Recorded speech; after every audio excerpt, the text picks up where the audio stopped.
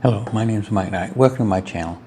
This time I'm going to take the circuit we did in the last video and we're just going to solve it using resistance. So what I did is I just took all the answers off and all that's left is resistance. And I kind of showed you how to do that last time, but may have been a little confusing for some of you, so I'm going to work it out this time. So we have all the resistance except the total. And we have the total current. So once we get all the resistance figured out, then we can put that there and we can solve the totals, and then we'll work our way back. So the first thing I want to do is break each one of these down into a single resistance. And I could even redraw it if I wanted to, but I'll probably just add these in here and use a different color pen so you can see it. So the first thing we do is we'll start kind of at the other end. We'll start with the parallel branch right here, and we want to make that like one resistor. So what's the resistance of this whole branch? So what you do is you take 30 reciprocal plus 10 reciprocal equals reciprocal equals. So this whole thing right here is 7.5 ohms. That's this whole block right here. Then we'll do this one. Now this one, the resistors are the same.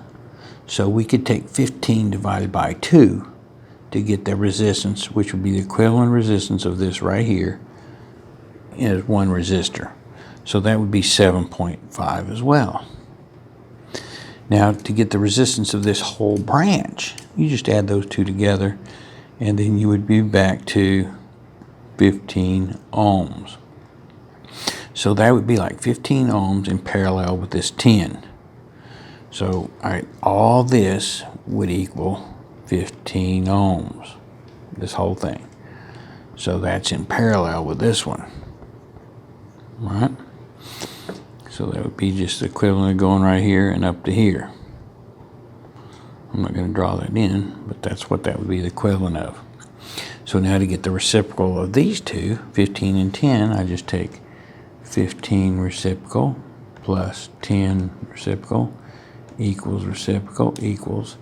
So these two together are 6 ohms. And remember, in a parallel branch, the resistance will always be less than the smallest resistor. So this whole thing here would be 6 ohms. So the equivalent of this whole thing, that would be 6 ohms. So now all I do is 6. It's just a series circuit now.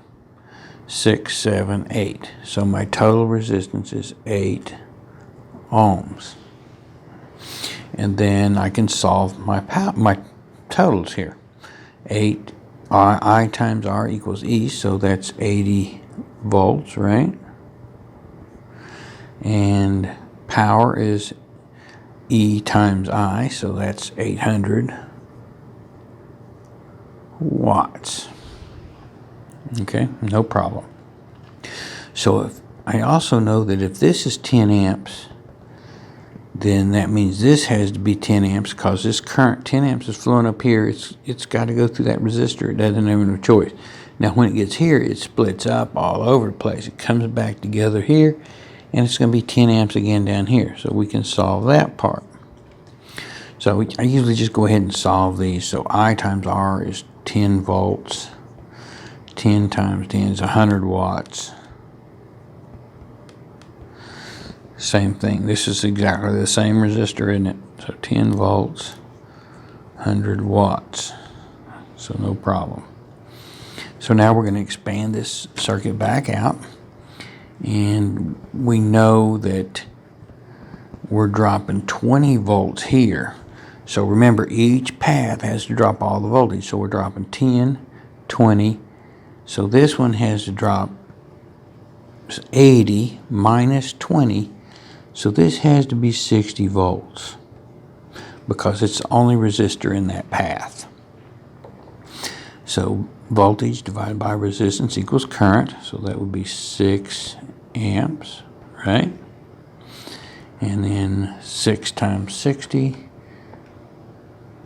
60 times 6 is 360 watts. Now if you draw this out and practice it a couple of times, you get this no problem. So this path here has 6 amps, and the total is 10 amps. That means this path has to have 4 amps, right? So there's got to be 4 amps going this way. Now, this is real easy. I could do this a couple of ways, but it's really quite easy because these two resistors are the same.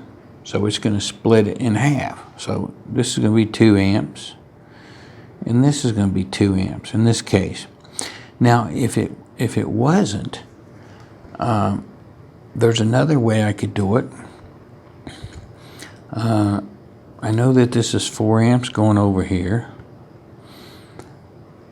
and I know that these two right here are 7.5 ohms, right?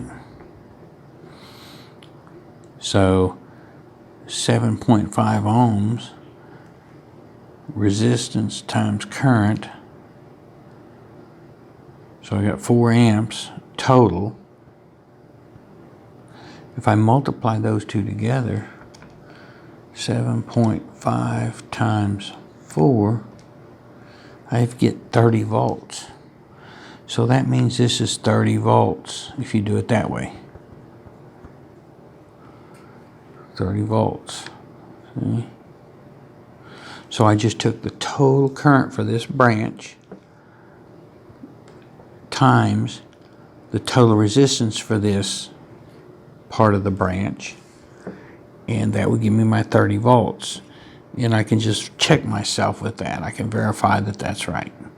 So 2 times 15 is 30. 2 times 15 is 30, so that's right. And then 30 times 2 is 60 watts. 60 watts. No problem. So that one's solved. So there's a couple of ways I could do that. Since the resistors were the same, I could just do half of it. But normally, that's not the case. Normally, part of the current goes here and part of it goes here. Like down here, for instance. These two resistors are different. So I know that the current's going to be different. So let's see. So I've got this path here, 10, 60, 10 to 80. So this path here, I've got 10, 20, and I've got to drop 60 down this path. So if I'm dropping 30 there, that means I have to drop 30 here. Because this path, any path has to equal 60, no matter which way I go. So that means this has to drop the same voltage, right? Now 10, 30, 60,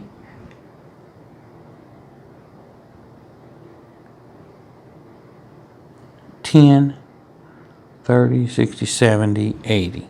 Each path drops 80. 10, 30, and that'd be 70, 80. So that all works out right. So 30 divided by 30, E divided by R is 1 amp. And that'd be 30 watts. 30 divided by 10 is 3 amps. 30 times 10 is 300 watts. Whoops, by 3. That's 90. What numbers are you using? Volts times amps. 30 times 3 is 90 watts. All right? So 3 amps and 1 amp equals 4 amps, and that's what I'm supposed to have for this path. We got 4 up here, splits up. I got 4 again.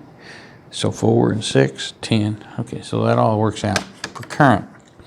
Let's add up my powers. Okay, so I've got 100 plus 100 plus 360 plus, add those two together, 120 plus, add these two together, 120 equals 800. And that's what I have. So that looks good.